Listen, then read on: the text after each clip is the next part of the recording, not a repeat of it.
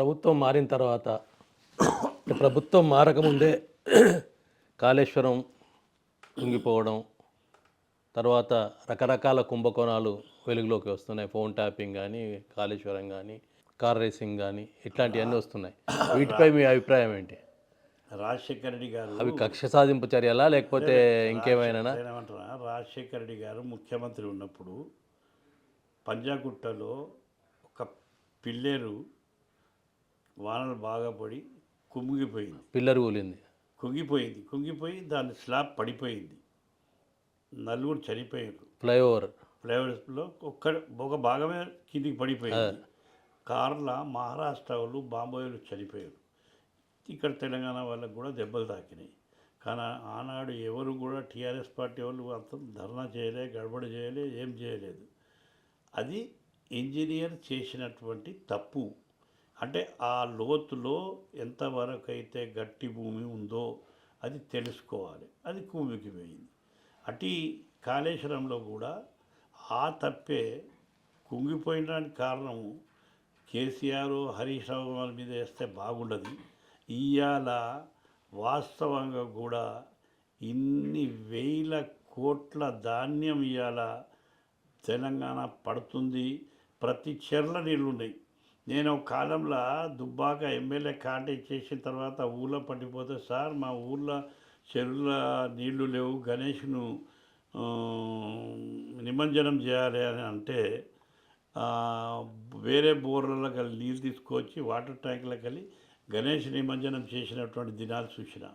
చనిపోతే స్నానాలు చేసేందుకు ఫోన్ చేసి ఎలక్ట్రిసిటీ ఆఫీసర్కు ఆ బావి కాడికి పోరంటే వేరే వాళ్ళ బావి దగ్గరికి పోయి స్నానాలు చేసే కాలం చూసిన.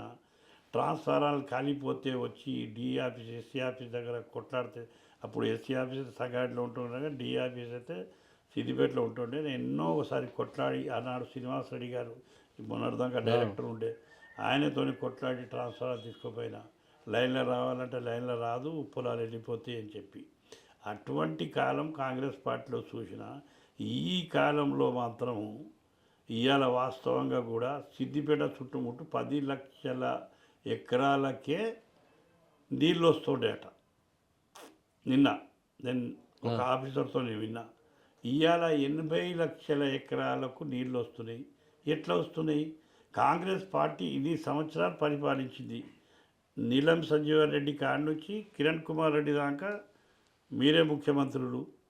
ఎన్టీ రామారావు, చంద్రబాబు నాయుడు కావచ్చు, దాని తర్వాత మీరే ముఖ్యమంత్రులు. మీరు కాంగ్రెస్ పార్టీ ముఖ్యమంత్రులే ఇవాళ చేతి చూపిస్తుండు. కాళేశ్వరం కూలిపోయింది, కాళేశ్వరం ఇది కోట్లు సంపాదించారు. కేసీఆర్, హరీష్ రావు పైసల కోసం కాదు, హృదయాల్లో స్థానం సంపాదించేందుకు. ఇవాళ రైతుల దగ్గరికి ఏ పల్లెకి వెళ్ళినా, ఏ గల్లీకి వెళ్ళినా రైతు ఇవాళ ఏడుస్తూ ఉన్నాడు. అనవసరంగా కేసీఆర్ని ఓడగొట్టుకుంటే 5,000 సరిపోతుండే, వాడు 10,000 ఇస్తా అన్నాడు. 10,000 ఇయ్యలే, 5,000 రాలే. ఇలా అది బాధపడతా ఉన్నాడు. అందుకోసం కాళేశ్వరానికి చేతి చూపించేది, లేకపోతే వేరే వాటికి చూపించేది అధికారం కాంగ్రెస్ పార్టీకి లేనే లేదు. ఫోన్ ట్యాపింగ్ కుంభకోణంలో కూడా ఫోన్ ట్యాపింగ్ కుంభకోణం అంటే, నేను ఒక ఐపీఎస్ రిటైర్డ్ డీజీ ఆఫీసర్తో అడిగిన. ఒకసారి ఫంక్షన్లో కలిసినాం. అబ్బాయి లేట్ వస్తుండు. ఇక ఇద్దరం కూర్చొని మాట్లాడుకుంటాం. ఏం సార్, ఈ భాస్కర్రావు గారు, ప్రభాకర్ రావు గారు బయటి దేశంకి వెళ్ళిపోయినారు, ఏంది అని అంటే, ప్రభాకర్ రావు గారు వచ్చేస్తారు. దీంట్లో ఫారూక్ హుసేన్ గారు ఫోన్ ట్యాపింగ్ దేశంలో ప్రధానమంత్రి కాడి నుంచి ఏ ముఖ్యమంత్రికైనా ఫోన్ ట్యాపింగ్ చేయవలసిందే.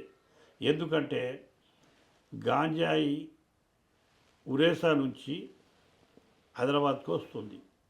మాకు అనుమానం వస్తుంది పోలీసుకు, లేకపోతే కలెక్టర్కి అనుమానం వస్తుంది. ఇగో ఈ ఫలాం మందిది ట్యాపింగ్ చేయండి, ట్యాపింగ్ చేస్తే గాంజాయి దొరుకుతుంది అంటే ట్యాపింగ్లో పెడతాం. వాస్తవంగా కూడా ఏ వెహికల్లో లోడ్ అయింది, ఎక్కడ దిగుతుంది మాకు తెలిసిపోతుంది. మేము దాన్ని గాంజాయి పట్టవలసి వస్తుంది. లేకుంటే డ్రగ్స్ వస్తూ ఉన్నది, లేకపోతే దొంగ నోట్లు వస్తూ ఉన్నాయి, లేకపోతే వేరే దేశం నుంచి వస్తూ ఉన్నది, బంగారం వేరే దేశం నుంచి వస్తూ ఉంటుంది, లేకపోతే టెర్రరిస్ట్ ఏదైనా బాంబ్ బ్లాస్టింగ్ చేసేది ఉంటుంది. అటువంటి వాటికి సీఎంకు తెలియకుంటేనే పోలీస్ ఆఫీసర్ బాధ్యత, ఐపీఎస్ ఆఫీసర్ బాధ్యత. అంటే రాజకీయ నాయకుల ఫోన్లు కూడా చివరకు హరీష్ రావు ఫోన్ కూడా ట్యాప్ అయ్యింది అనేది నేనేమంటారంటే రాజకీయ కక్షల్లో చేర్చుకున్నట్టుంటే టీఆర్ఎస్ అధికారం కోల్పోదు. టీఆర్ఎస్ఏ అధికారంలో ఉంటుంది వాళ్ళ పైసలు వాళ్ళ సంగతులన్నీ చూస్తే. కానీ ఏనాడు కూడా అది చేయలేదు. ప్రభుత్వం బాధ్యత అది. సీఎం కూడా వస్తుంది లిస్టు. నాకు ఐపీఎస్ ఆఫీసర్ చెప్పింది సీఎం కూడా వస్తుంది లిస్టు. ఇప్పుడు ఫోన్ ట్యాపింగ్ చేయకపోతే రేవంత్ రెడ్డి ఎట్లా పట్టుబడుతుండే? ఆయన తీసుకుపోయి 50 లక్షలు ఆ ఎమ్మెల్యేకి ఇచ్చింది. అది ఫోన్ ట్యాపింగ్ ద్వారానే బయటపడదు. బయటపడ్డది కదా, వాస్తవంగా ఇచ్చింది కదా. ఫోన్ ట్యాపింగ్ చేయకపోతే ఆ ఎమ్మెల్యే చెప్పింది ఇట్లా నాకు 50 లక్షలు ఇస్తా అన్నాడు. అంటే సరే మంచిది అని చెప్పేసిండు, ప్రజల ముందు పెట్టిండు. ఇవాళ ఆయనే ముఖ్యమంత్రి ఉన్నాడు, తాజు అనిపిస్తుంది.